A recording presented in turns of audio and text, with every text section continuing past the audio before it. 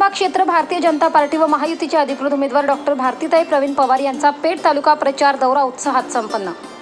पेठ तालुक्यातील 4 मे रोजी सकाळी 8:30 वाजता पाटे, कोहर, आड, शिंदे, करंजाळी, पेठ येथे परिवार संवाद, कोपरली, जोगमोडी, डोमखडक, दाभाडी, म्हसघन, शिवशेत, माळेगाव, डुक्करभुजी, आंबे, डिकसळ, करंजखेड, पाऊची बारी येथून लोकसभेच्या महायुतीच्या उमेदवार भारतीताई पवार यांचा प्रचार दौरा शुभारंभ प्रसंगी माजी आमदार धनराज महाले साहेब, माजी आमदार बाळासाहेब सानप, भाजपा प्रकाश शेट ननावरे, अखिल भारतीय महानुभाव पंथ अध्यक्ष, जिल्हाध्यक्ष प्राध्यापक सुनील बच्छाव सर, शिवसेना जिल्हाध्यक्ष भाऊलाल तांबडे, लोकसभा संपर्क प्रमुख सुनील पाटील, राजेंद्रजी सोनवणे, लोकसभा सहसंपर्क प्रमुख नंदू शिंदे, जोशी समाज कल्याण अध्यक्ष नरेंद्रजी जाधव, भाजपा तालुका अध्यक्ष, दिंडोरी विधानसभा निवडणूक प्रमुख संजयजी वाघ, दिंडोरी पेठ डॉक्टर प्रशांत बदाणे, मनसे तालुका अध्यक्ष सुधाकर राऊत, राष्ट्रवादी काँग्रेस तालुका अध्यक्ष गिरीश गावित, भारतीय जनता पार्टी पेठ तालुका अध्यक्ष पंकज पाटील, शिवसेना तालुका प्रमुख पद्माकर कांबडी, आरपीआय तालुका अध्यक्ष अशोक ताठे, नगराध्यक्ष करवंद पेठ दिलीप पाटील, रामदास वाघेरे, काशीनाथ बडांगे, महायुतीचे पेठ अध्यक्ष, शहर अध्यक्ष, दिंडोरी पेठ तालुक्यातील महायुतीचे सर्व कार्यकर्ते, पदाधिकारी मोठ्या संख्येने उपस्थित होते। यावेळी उपस्थित नागरिकांनी व महिलांनी भारतीताई पवार यांना प्रथम पसंती दर्शवली। यामध्ये लोकांना मोदी सरकारच्या विकास कामांना पसंती, पीएम किसान, 80 कोटी देशवासियांना मोफत रेशन धान्य, सोलर पंप, जलजीवन, आयुष्यमान भारत विमा कवच, 370 कलम रद्द, उज्ज्वला गॅस अशा अनेक मोठ्या योजना मिळाल्याने नागरिकांमध्ये उत्साह दिसून येत आहे। यामुळे यावेळी 400 पारचा नारा नक्कीच मोदी साहेबांना मिळेल असे नागरिकांनी आकांक्षा व्यक्त केल्या। लोकसभा निवडणुकीच्या 3ऱ्या टप्प्याला चांगला रंग चढला आहे। सर्वच उमेदवार जोरदार प्रचाराला लागलेले दिसून येत आहे। तरी दिंडोरी लोकसभा मतदारसंघात महायुतीच्या उमेदवार डॉक्टर भारतीताई पवार यांनी उशिरा अर्ज भरला असला तरी मात्र चांगलीच आघाडी घेतली असल्याचे दिसून येत आहे।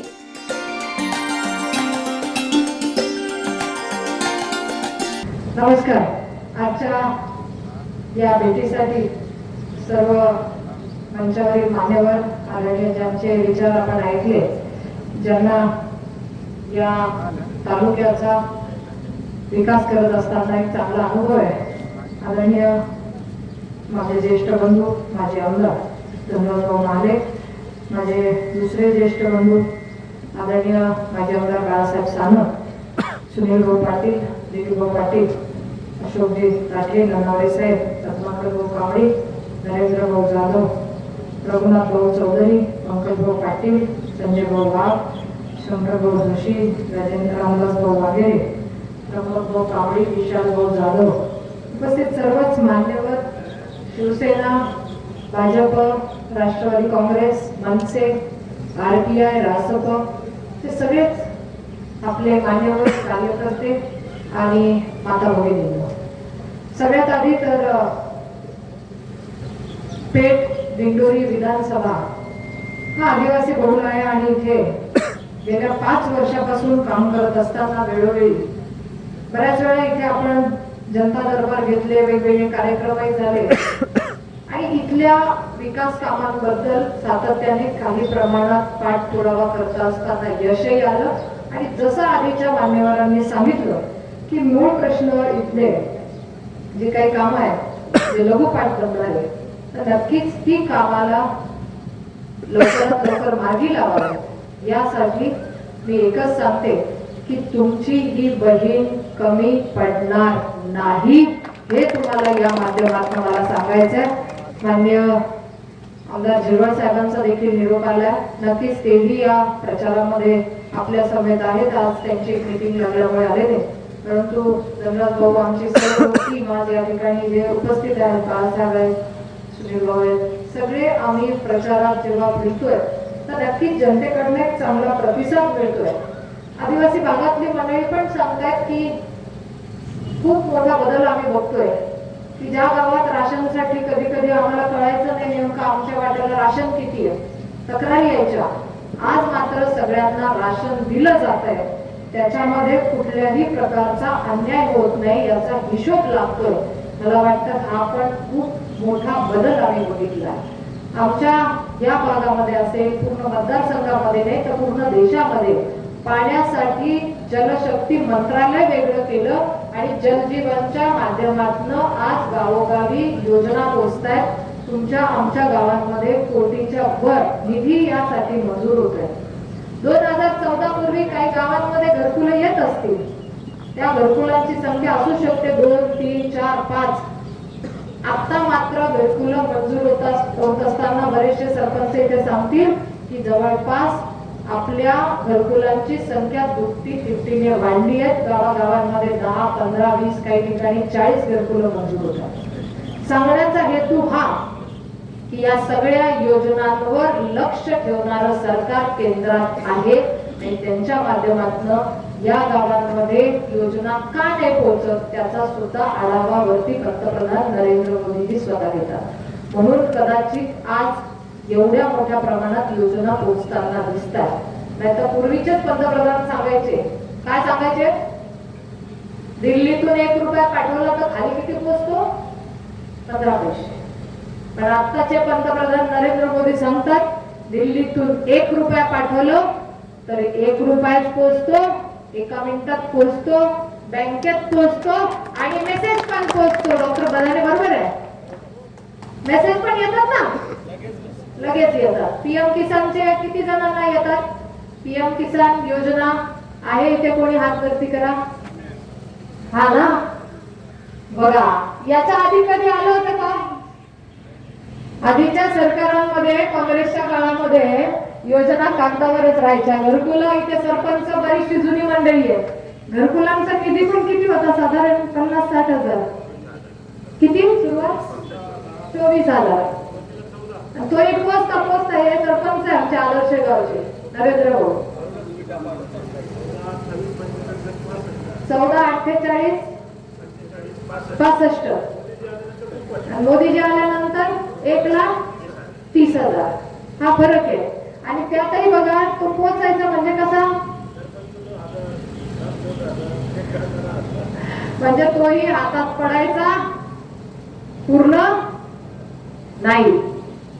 मंजूर आहे ना हे? बरोबर आहे ना? हे तर सांगा.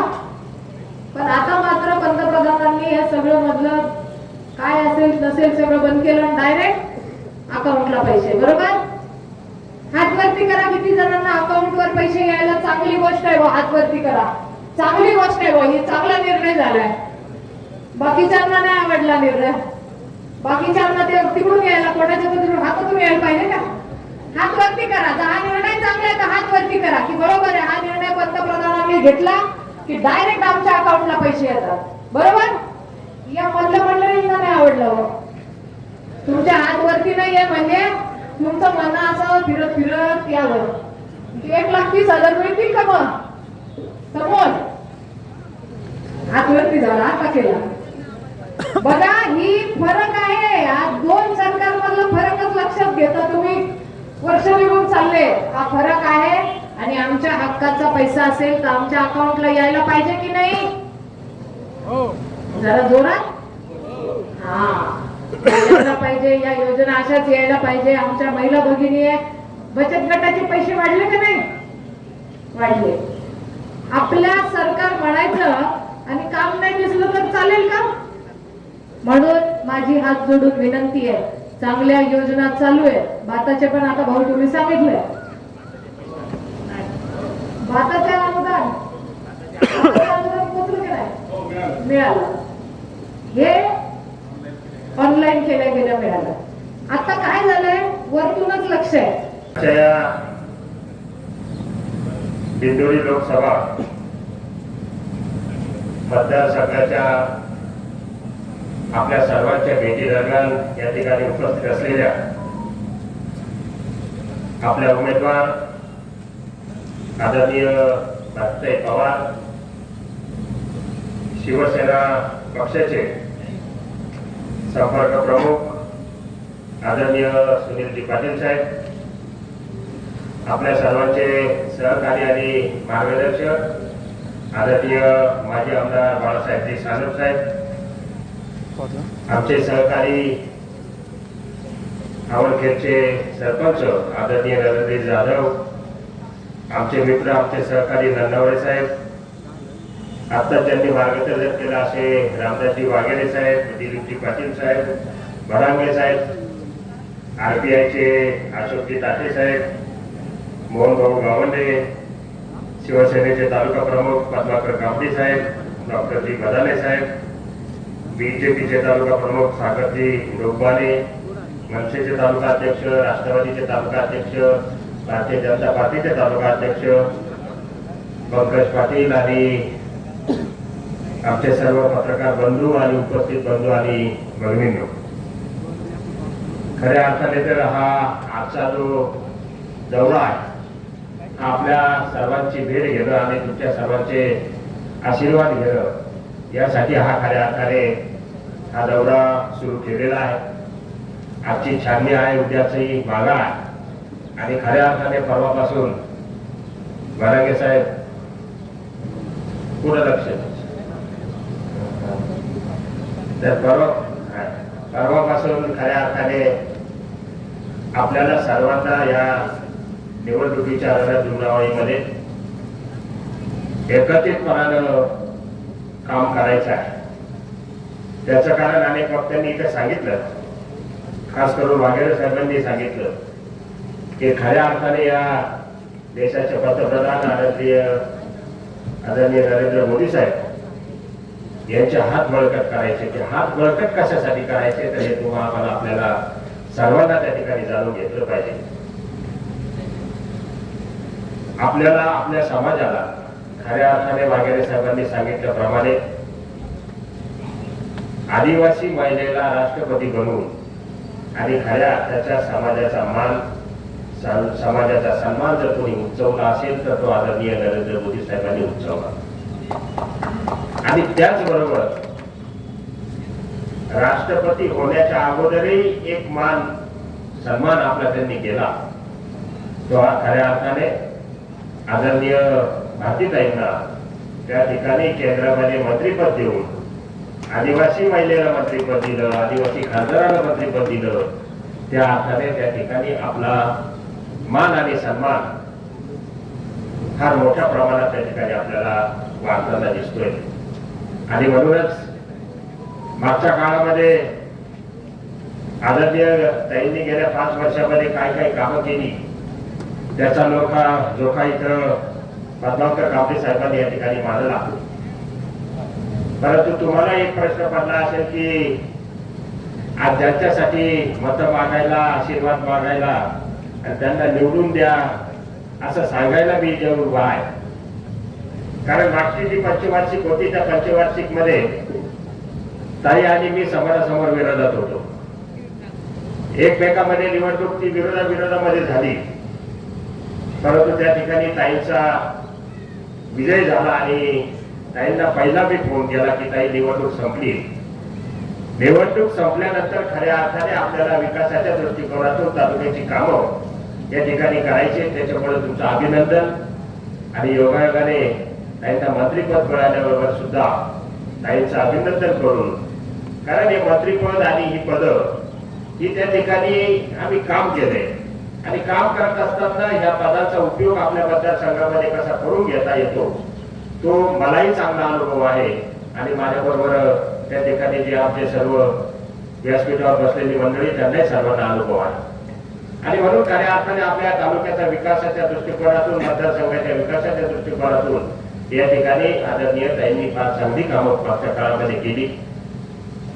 ती कामं अधिक वाढवण्यासाठी आदरणीय या तालुक्याचे आमदार, विधानसभेचे उपाध्यक्ष निर्मळ साहेब पण आपल्या बरोबर आहेत. आज काही कारणास्तव त्या ठिकाणी त्यांना पुण्याला जावं लागलं आणि त्याच्यामुळे ते आपल्यामध्ये उपस्थित राहू शकले नाही, परंतु ते पण आपल्या बरोबर आहेत.